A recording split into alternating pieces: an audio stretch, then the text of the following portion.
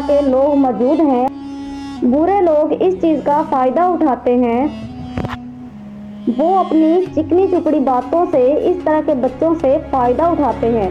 بادشاہ سلامت کی ماں اور باپ نے سر جھکا لیے۔ اس وقت ملکہ کا ننھا شہزادہ باغ میں سے کھیل کر واپس آیا۔ اس کے ہاتھوں میں کسی جھاڑی کا ایک تنکا تھا اور اس نے امرود کے ایک پتے کو درمیان سے اس تنکے میں پرو رکھا تھا۔ شہزادے نے کمرے میں داخل ہو کر پہلے تو سب کو ادب سے سلام کیا، پھر بولا، امی حضور دیکھیے، ہم نے امرود کے تنکے کو پنکھا بنا دیا ہے، یہ گھومتا بھی ہے۔ یہ کہہ کر اس نے پتے پر پھونک ماری تو پتا تیزی سے گھومنے لگا۔ ملکہ یہ دیکھ کر نہال ہو گئی، آگے بڑھ کر شہزادے کو پیار کیا اور بولی، ہمارے شہزادے نے کتنا اچھا پنکھا بنایا ہے، ہمیں بھی اس سے کھیلنے دیجیے۔ شہزادے نے پتے پر ایک اور پھونک ماری اور بولا، آپ تو بڑی ہیں امی حضور، یہ تو بچوں کے کھیلنے کے لیے ہے۔ یہ کہہ کر شہزادہ وہاں سے بھاگ گیا۔ بادشاہ سلامت کی ماں نے کہا، اگر یہ ہی سلوک ہم اپنے بیٹے سے بھی کرتے، اس کی باتیں سنا کرتے، اس کی تعریف کرتے تو وہ ایسا کبھی نہ بنتا۔ تھوڑی دیر بعد جب وزیر وہاں سے رخصت ہونے لگا تو اس نے ملکہ کو چند باتیں بتائی اور درخواست کی کہ وہ ان پر عمل کرے۔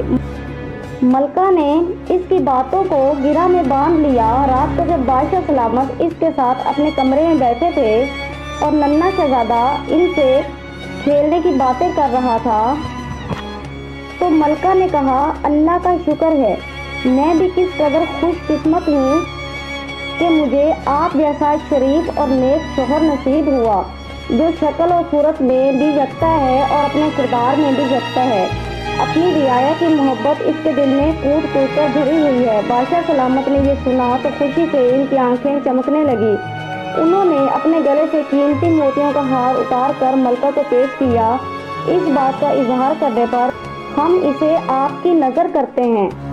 ملکہ مسکرا کر بولی، جہاں پناہ، ہم اس انعام کو لینے سے انکار کرتے ہیں۔ ہم نے آپ کی تعریف اپنے دل کی گہرائیوں سے کی ہے۔ ہمارے خلوص اور محبت کی قیمت اس معمولی سے ہار سے ادا نہیں ہو سکتی۔ بادشاہ سلامت یہ سن کر حیران ہو گئے اور بولے، جب دوسرے لوگ ہماری تعریف کے گن گاتے ہیں اور ہم انہیں انعام دیتے ہیں تو وہ فوراً لے لیتے ہیں۔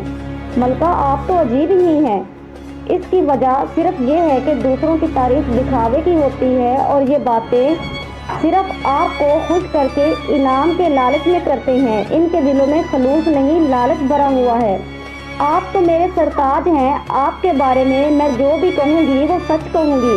ملکہ کی بات سن کر بادشاہ سلامت کچھ سوچنے لگے۔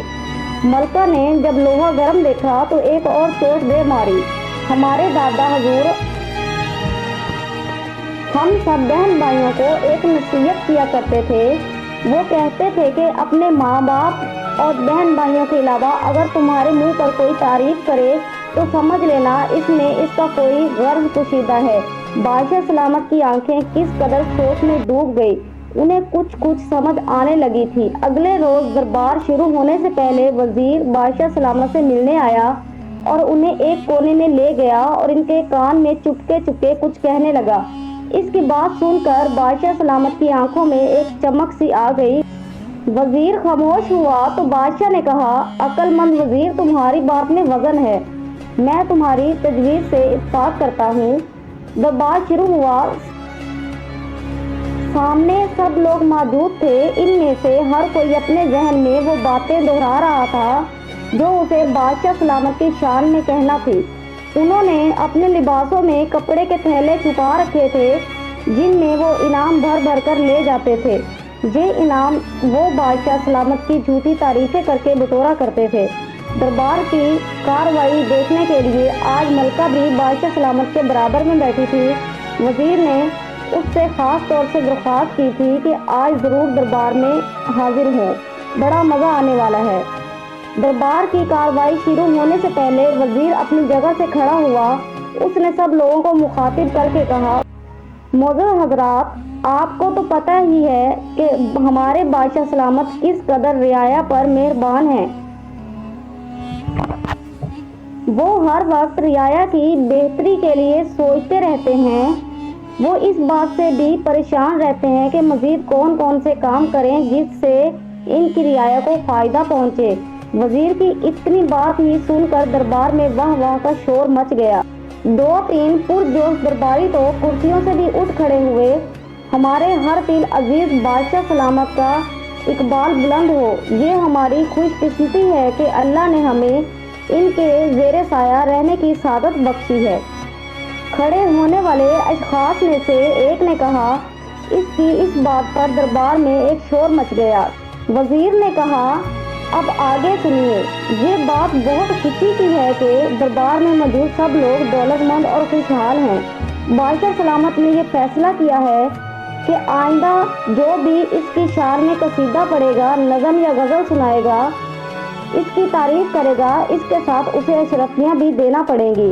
इन अशरफियों को शाही खजाने में शामिल करके इनसे गरीबों की मदद की जाएगी। गरीब और बेसहारा लड़कियों की शादियां करवाई जाएंगी। बेघर लोगों को सर छुपाने का ठिकाना दिया जाएगा। इस तरीके से जहां हम अपने हर दिल अजीज बादशाह सलामत को खिराज तहसीन पेश कर सकेंगे, वहीं ढेर सारी नेकियां भी कमा सकेंगे, यानी आम के आम और गुठलियों के दाम। वजीर की बात खत्म हुई तो शाही दरबार में सन्नाटा छा गया। इतनी खामोशी थी कि अगर वहाँ एक सुई भी गिर पड़ती तो इसकी आवाज़ भी साफ सुनाई देती। वजीर ने कहा, हाँ तो आज पहले अपना कलाम कौन सुनाएगा? दरबार में बैठे हुए लोगों में से किसी ने जंबिश तक ना की। थोड़ी देर बाद एक दरबारी उठा और बोला, मैंने बादशाह सलामत की शान में बहुत अच्छा तराना लिखा था, बदकिस्मती से घर ही भूल आया हूँ। दूसरे ने कहा, रात बच्चों ने ही पीछा नहीं छोड़ा, कसीदा लिखने का वक्त ही नहीं मिला। गर्ज सब लोगों ने कोई ना कोई बहाना घड़ कर सुना दिया। जब सब अपनी अपनी कहकर खामोश हो गए तो बादशाह सलामत ने गरज कर कहा, हम तुम सब की चालाकियां समझ चुके हैं। तुम सब लोग हमारे दरबार से निकल जाओ। हमें ऐसे मतलबी और खुद गर्ज लोगों की अपने दरबार में कोई ज़रूरत नहीं है। बादशाह सलामत को बेवकूफ़ बनाकर फ़ायदा उठाने वाले तमाम दरबारी बहुत शर्मिंदा हुए और दरबार से उठकर चले गए। इस रोज़ के बाद से बादशाह सलामत ने अपनी इस आदत से छुटकारा पा लिया और हुकूमत के दूसरे कामों में मशगूल हो गए। वो रोज़ दरबार लगाते थे और लोगों की शिकायतें सुनकर इनका अजाला करते थे। इनकी इस तब्दीली से मलका और वज़ीर बहुत खुश थे, इसलिए कि बादशाह सलामत को अपनी गलती का एहसास हो गया था, जिसकी वजह से मतलब परस्त लोगों से छुटकारा मिल गया था। मलका के दिल में वज़ीर की इज़्ज़त भी बढ़ गई थी। वो इसकी एहसानमंद थी क्योंकि इसकी अक्लमंदी की वजह से बादशाह सलामत राह रास्त पर आ गए थे।